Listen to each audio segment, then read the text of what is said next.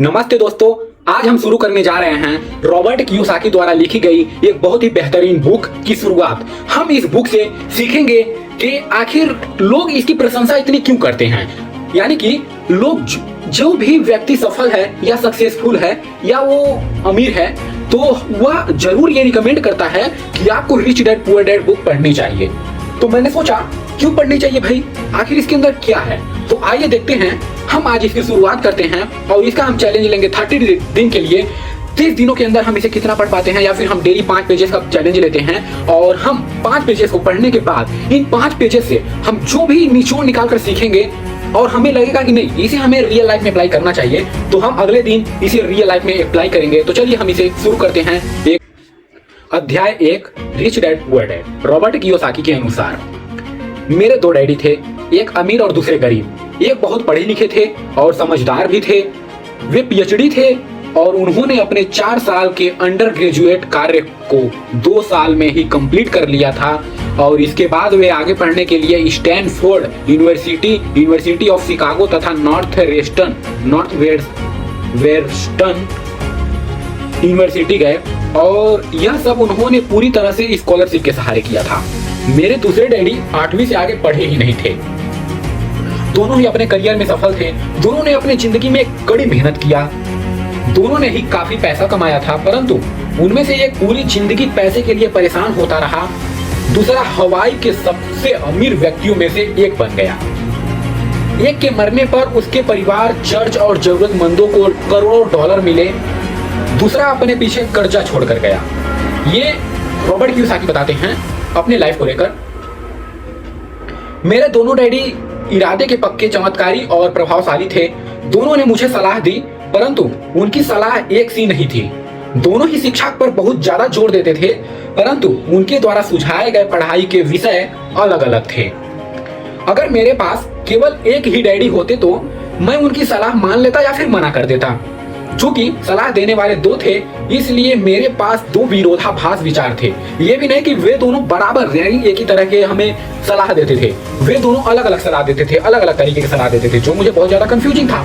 तो वो ये बता रहे हैं अगर कोई एक होते तो मैं उनकी बात मान लेता या फिर टाल देता, लेकिन हमारे पास 2 थे तो मैं कंफ्यूज हो जाता था कि इनकी बात मानूं ना मानूं, क्या कैसे, बहुत ज्यादा कंफ्यूजिंग होता था।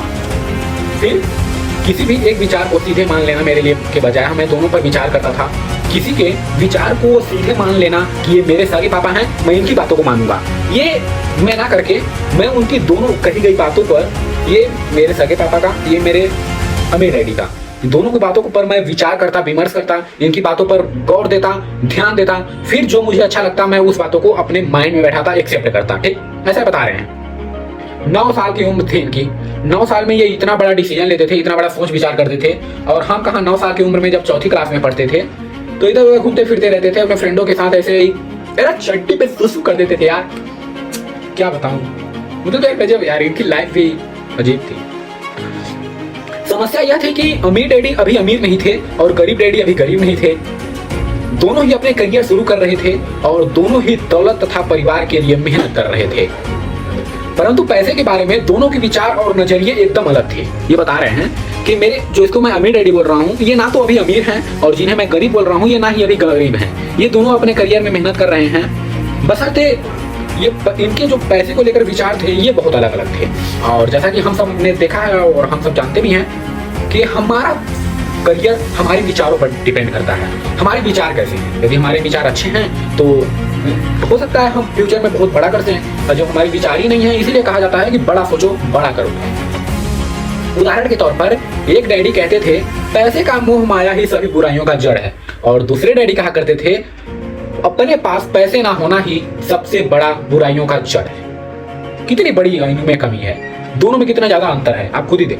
एक बोल रहे हैं जो गरीब मेरे सगे पापा हैं, ये बोल रहे हैं कि पैसे की यदि बीच में रिश्तों के बीच में पैसे आ जाए या फिर पैसे का मोह माया ही सभी बुराइयों का जड़ है, और हमारे दूसरे अमीर डैडी बोलते हैं अपने पास पैसे ना होना ही सभी बुराइयों का जड़ है। अब आप समझ पा रहे होंगे कि ये दोनों कहना क्या चाह रहे हैं। जब मैं छोटा था तो मुझे दोनों डैडियों की अलग अलग सलाहों से दिक्कत होती थी।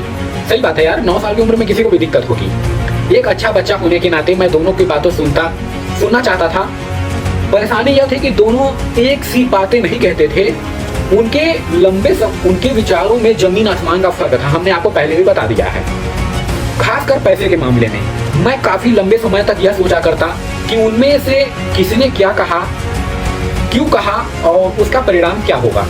मेरा बहुत सा समय सोच विचार में गुजर जाता था। मैं खुद से बार बार इस तरह से के सवाल पूछा करता, उन्होंने ऐसा क्यों कहा। बात सही है, ये जो इनकी हैबिट थी ना, ये बहुत बेटर थी। मेरे को अभी समझ आ रहा है कि यदि आपको कोई कुछ बोले तो पहले आप उस पर विचार करो कि आखिर ऐसा क्यों बोल रहा है या आखिर ऐसा क्यों कर रहा है। ऐसा क्या होता है कि आपको एक जवाब मिल जाता है उसे करने से पहले या फिर उसकी बातें सुनने से पहले, उस पर विचार करने से पहले। ठीक है, विचार करता और फिर बताते हैं। सोचा करता था मैं।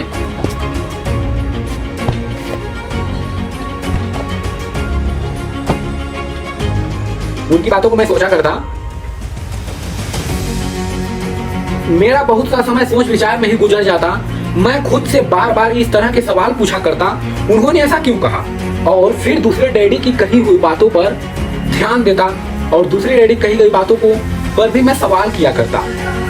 काश मैं यह बोल सकता कि वे बिल्कुल सही हैं और मैं उनकी बातों से पूरी तरह सहमत हूँ, या यह कहकर सीधे मना कर देता कि बुढ़े को यह नहीं पता कि वह क्या कह रहा है, क्योंकि दोनों ही मेरे प्यारे थे। इसलिए मैं खुद के लिए सोचने पर मजबूर हो जाता था। इस तरह सोचना मेरी आदत बन गई और आगे चलकर ये मेरे लिए बहुत ही ज्यादा फायदेमंद हुआ। भाई आप भी जानते होंगे कि कोई हैबिट जो बेटर है तो ये भाई हम यदि लगातार करते रहे तो हमारे लिए बहुत ही ज्यादा फायदेमंद भी होती है। हाँ होती है।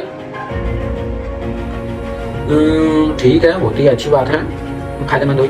धन दौलत का विषय स्कूल में नहीं बल्कि घर पर पढ़ाया जाता है।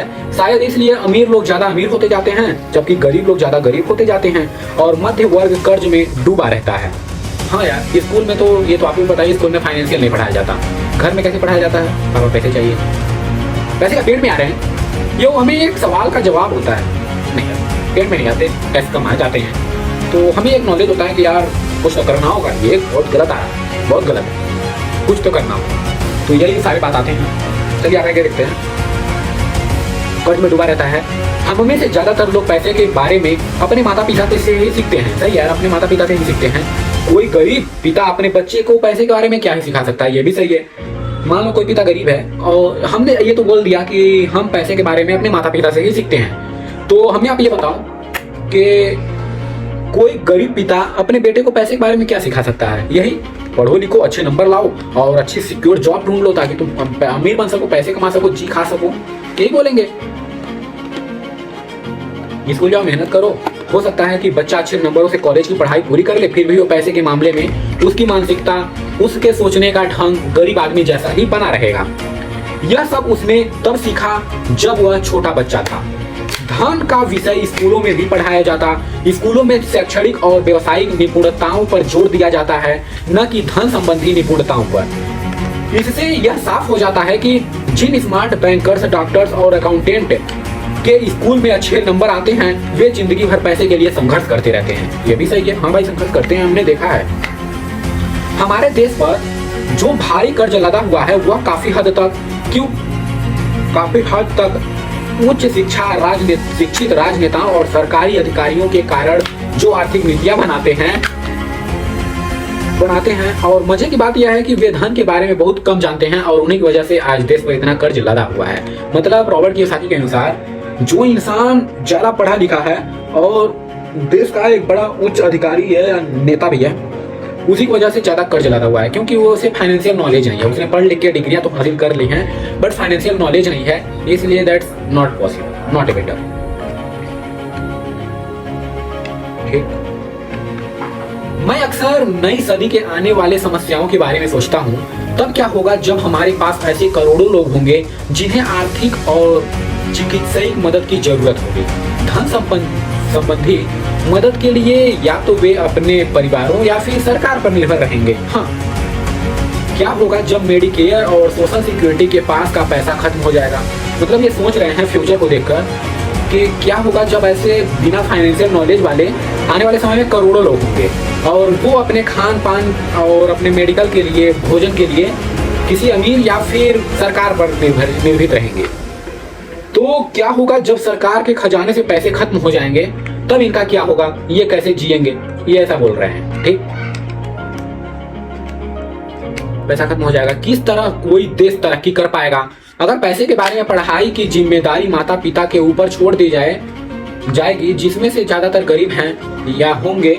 चूंकि मेरे पास दो प्रभावशाली डैडी थे, इसलिए मैंने दोनों से ही सीखा। मुझे दोनों की सलाह पर सोचना पड़ता था।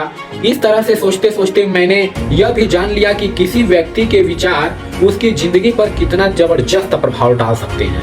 भाई ये तो हम जानते ही हैं और देखे भी हैं। इंसानों के विचार ही से ही उसकी जिंदगी बनती है। उसके जैसे विचार होते हैं, उसकी वैसी जिंदगी हो जाती है। Okay, you are agree? Yes. ठीक, क्या बोल रहा है?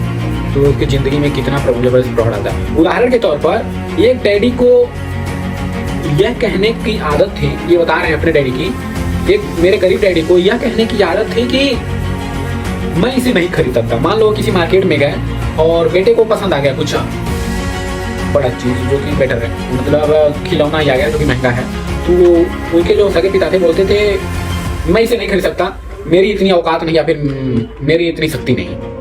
वहीं अमीर डैडी बोला करते थे मैं इसे किस तरह खरीद सकता हूं। मतलब अब ये हर चीजों पर नहीं, ये तो फिर एक जिद टाइप का हो जाएगा। ऐसा जो हमारे लिए जरूरी है, इंपॉर्टेंट है, उसे मुझे ये नहीं खरीद सकता, ये ना बोलकर ये बोलना चाहिए कि मैं इसे किस तरह खरीद सकता हूँ। इससे क्या होगा, अब इसमें आप समझ पा रहे होंगे कि जब हम बोलते हैं कि हम इसे नहीं खरीद सकते, तो हमारा दिमाग एकदम शांत हो जाता है, नहीं खरीद सकते, ठीक, शांत। इसी जगह पर अगर हम ये बोल दें हम इसे किस तरह खरीद सकते हैं, फिर हमारा माइंड सोचने के लिए मजबूर हो जाता है। अब ये ऐसा शब्द, ऐसा वाक्य जो हमारे माइंड को सुला दे रहा है, और वही एक दूसरा ऐसा वाक्य जो हमारे माइंड को जागृत कर दे रहा है। तो समझ पा रहे होंगे कौन सा बेटर है और कौन सा कैसा प्रभाव डालेगा लाइफ में। एक प्रश्नवाचक हो जाती है और एक वही खत्म हो जाती है। मेरे जल्द ही अमीर बनने वाले डैडी ने मुझे समझाया कि जब हम कहते हैं हाँ मैं इसे नहीं खरीद सकता, तो हमारा दिमाग काम करना बंद कर देता है। इसके बजाय हमें यह सवाल पूछना चाहिए कि मैं इसे किस तरह खरीद सकता हूँ, तो हमारा दिमाग काम करने लगता है। उनका यह मतलब था कि दिमाग का एक्सरसाइज करवाना चाहिए, दिमाग की कसरत जरूरी है। जिस तरह बॉडी को फिट रखने के लिए एक्सरसाइज और फिटनेस एक्सरसाइज की जरूरत है, वर्कआउट की, ठीक उसी तरह हमें दिमाग को बेटर रखने के लिए, फिट रखने के लिए हमें माइंड की एक्सरसाइज भी करवानी जरूरी है।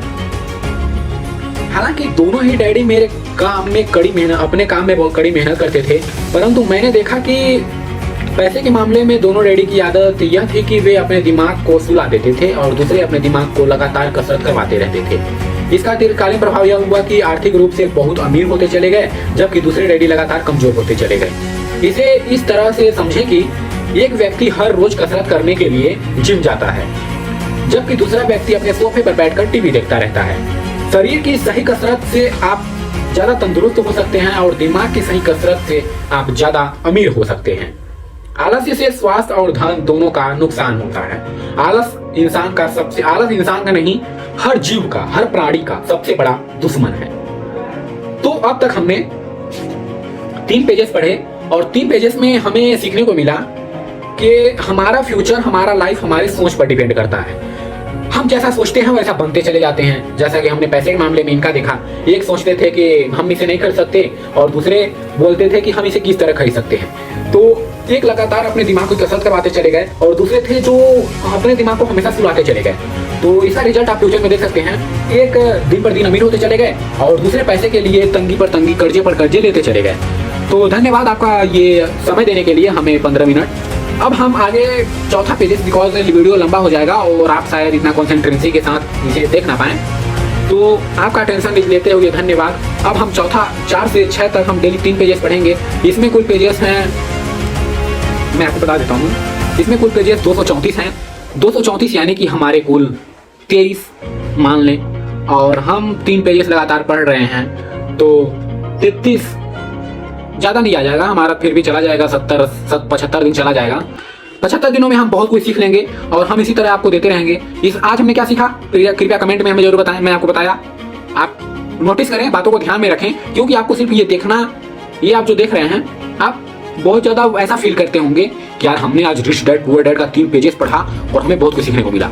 आप सिर्फ सुन रहे हैं, ध्यान नहीं दे रहे हैं, तो ये आपको सुनने का कोई मतलब नहीं, क्योंकि मैं इस बुक को एक बार पढ़ चुका हूँ और मुझे नहीं लगता कि मैं पढ़ा तो हूँ, बट मैं इसे कुछ माइंड में सेव भी कर पाया हूँ। बस पढ़ते चला गया, जब तक पढ़ा तब तक याद रहा, और नहीं पढ़ा भूल गया। तो इसी तरह देखिए और अपने लाइफ को बेटर बनाने की कोशिश कीजिए। तो धन्यवाद, मिलते हैं अगले दिन, बाय बाय।